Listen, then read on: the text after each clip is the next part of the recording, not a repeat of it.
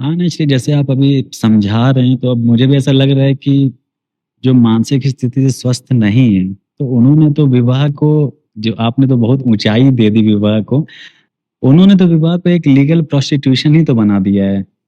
हाँ, सच्चाई है, कटु बात है, लेकिन ये है, वो वर्ग भी है, तो वो वर्ग अपनी किस्म की पीड़ाओं को फिर भोगता भी है।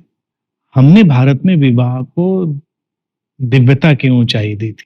हमने विवाह को कभी वस्तु और इस समय बदलने की बात नहीं उठाई थी। तो इसीलिए विवाह को भी भारत में हमने एक पवित्र रिश्ता कहा था। लेकिन वो अपवित्र रिश्ता बन इसलिए गया क्योंकि व्यक्ति की सोच तो वही थी। हुँ।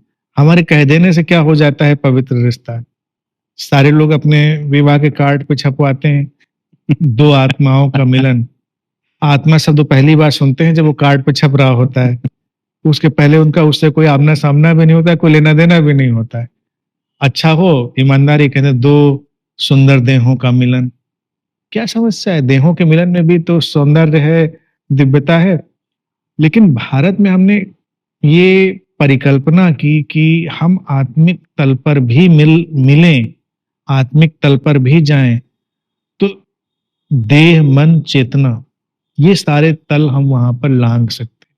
और ये भारतीय दर्शन की ही गरिमा है जहाँ पर ये भी कहा गया कि सबसे सुंदर विवाह वो होता है जब विवाह में संबंध इतना परिपक्व हो जाए कि पत्नी एक दिन पति की माँ हो जाए, मातृत्व से भर जाए और जो पति है वो पुत्रवत हो जाए। अब यहाँ पर प्रश्न ये उठेगा कि पति पिता क्यों ना हो जाए? ये इसलिए नहीं भारतीय दर्शन में कहा गया क्योंकि पुरुष के अंदर संभावना शिशु हो जाने की है और स्त्री के भीतर संभावना हमेशा मातृत्व में चले जाने की।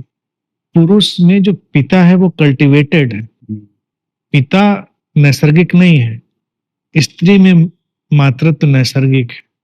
पुरुष इसीलिए हमेशा शिशुवत होना, जब भी उसको मौका मिलेगा वो शिशुवत होना चाहेगा। ज्यादा प्रेम में होगा तो वो किसी के आंचल में दुबक जाना चाहेगा, किसी की गोद में सिर रख देना चाहेगा, यही सब करता है वो। स्त्री बहुत प्रेम में हो तो किसी के सिर पे हाथ फिराने का उसका भाव आ जाएगा, किसी के सिर को अपने आंचल में छू लेने का भाव है, उसके अंदर मातृत्व तो नैसर्गिक रूप से आएगा। और पुरुष के अंदर जो शिशु भाव है वो नैसर्गिक रूप से आता है। दोनों का अपना है। पिता बीच की एक कल्टीवेटेड चीज है, इसीलिए पिता वो उसको नहीं कहा गया।